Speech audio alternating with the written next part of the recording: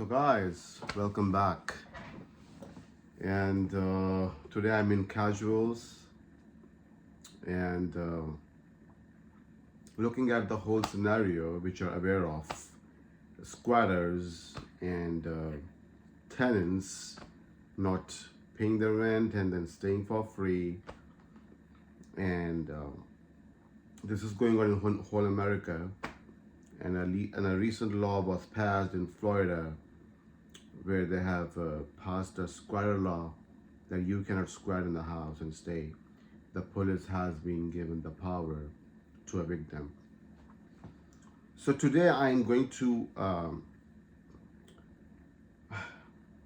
explain and describe my own experience of evicting 3 tenants in the state of California, my experience with a court, with the judges, and with the tenants in California because I live in California.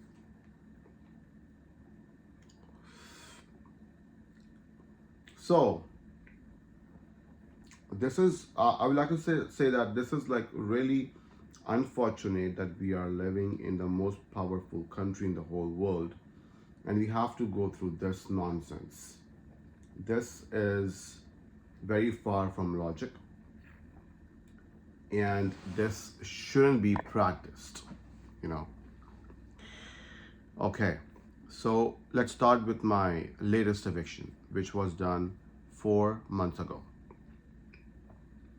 So I rented my place to a lady. She was 19 years old and everything was fine, you know.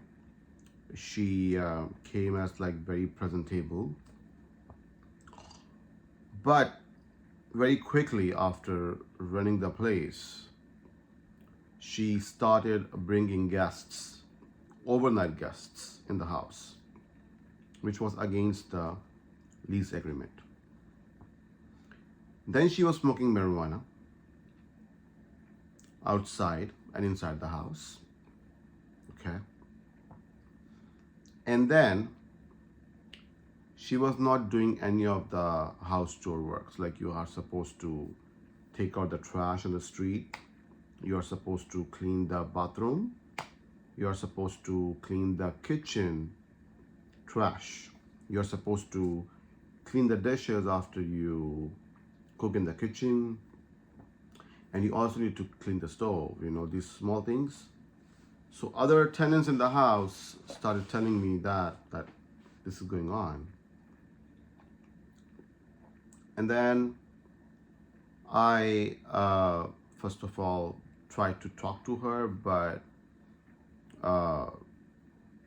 she was not listening. Like, especially when she used to invite guests overnight, she didn't used to answer my text or my calls.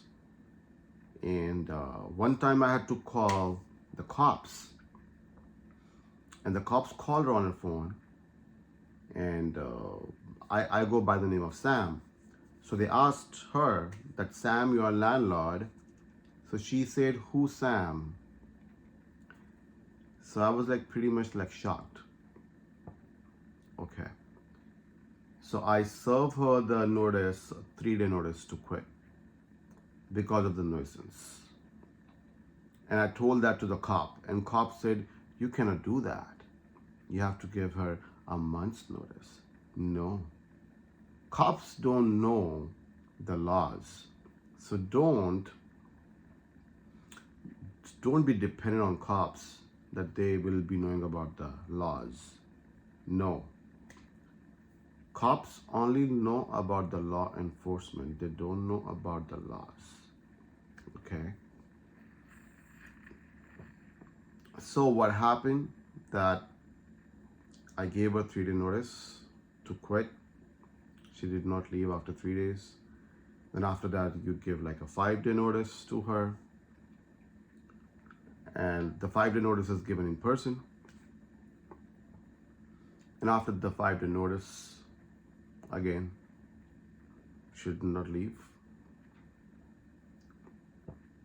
And then I filed for eviction. So,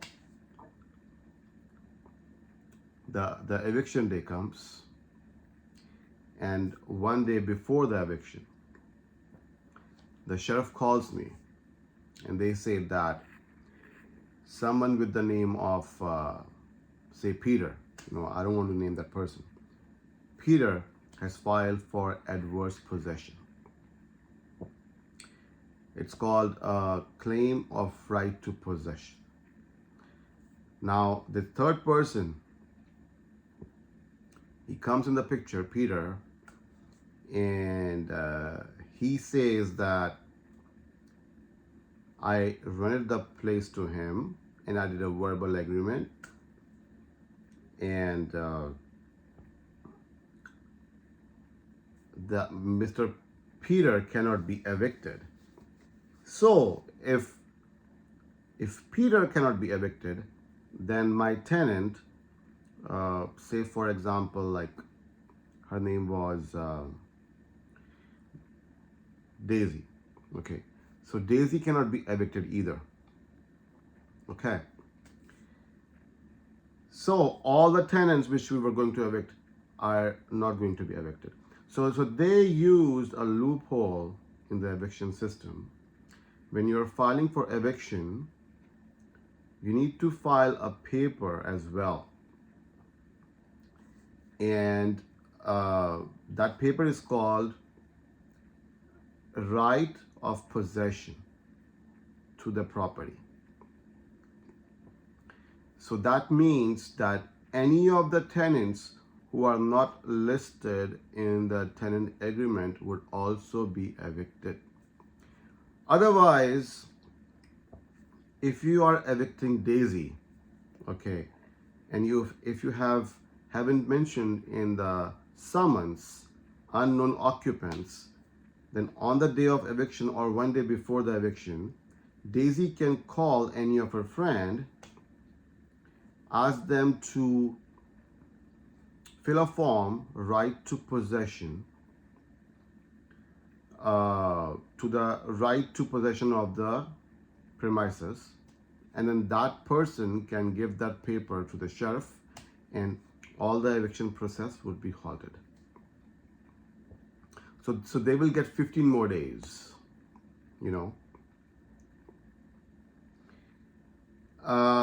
so they got 15 more days, and it was 15 more days of headache for me.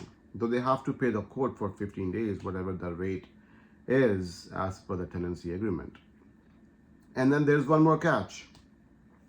If that person who filed for right to possession of the room, if he has a driver license with your address, then the sheriff cannot evict that person. That was written in the eviction papers. So it is such a big headache.